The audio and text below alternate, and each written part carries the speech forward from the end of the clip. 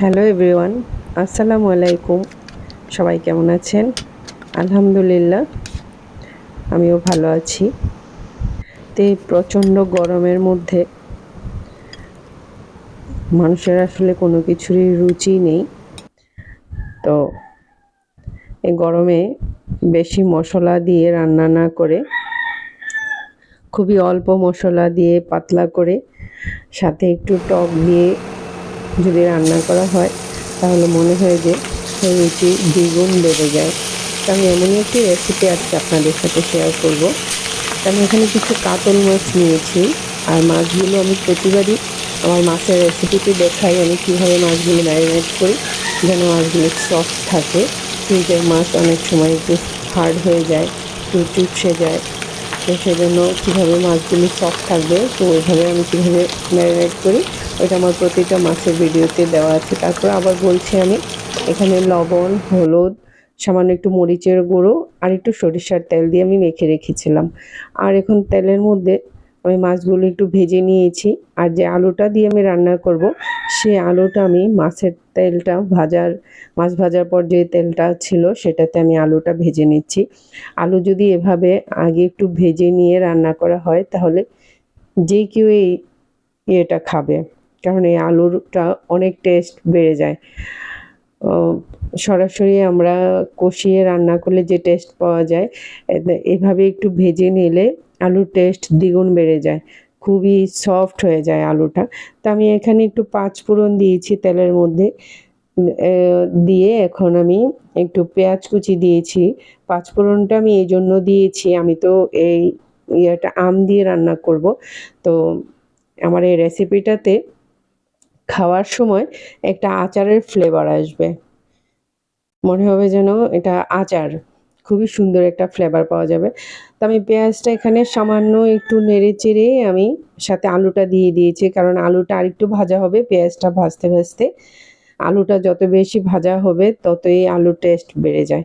তো আমি এখন এর মধ্যে একটু লবণ দিয়েছি, রসুন পেস্ট দিয়ে দিলাম। রসুন পেস্ট আমি সবসময়ই পেঁয়াজের সাথে দেওয়ার চেষ্টা করি সুন্দর একটা ফ্লেভার পাওয়ার জন্য।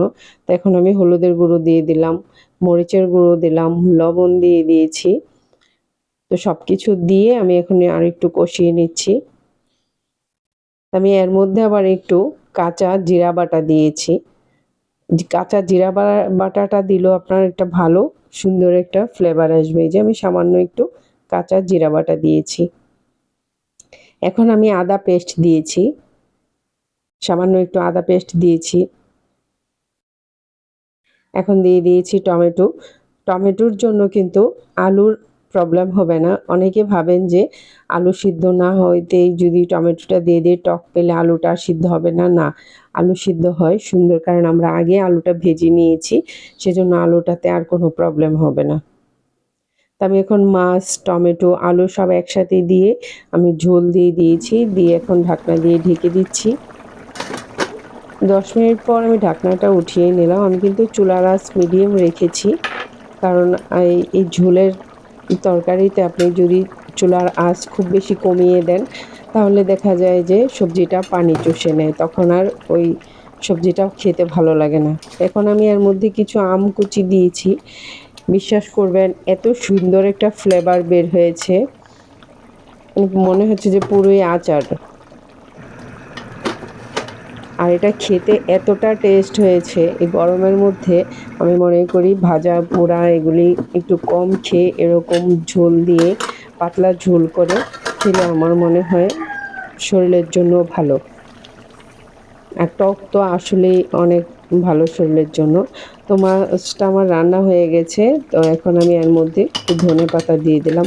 আমি এখানে কাতল মাছ দিয়ে রান্না করেছি, আপনারা যে কোনো মাছ দিয়ে এটা রান্না করতে পারেন, কোনো প্রবলেম নেই। তো আমি এখন একটু সার্ভ করে নিচ্ছি। আমার প্রতিটা রেসিপি প্রথমে আমি আমার সাহেবকে টেস্ট করাই, আর আমি রান্নার পরও ওই ফার্স্ট খায়, খেয়ে ওই রিভিউ দেয় যে আসলে কেমন হয়েছে।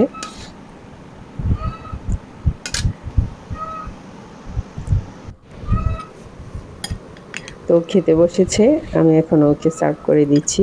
আমার ভিডিও যদি আপনাদের ভালো লেগে থাকে অবশ্যই আমার ইউটিউব চ্যানেলটা সাবস্ক্রাইব করে দিবেন, ফেসবুক পেজটা ফলো করে দিবেন।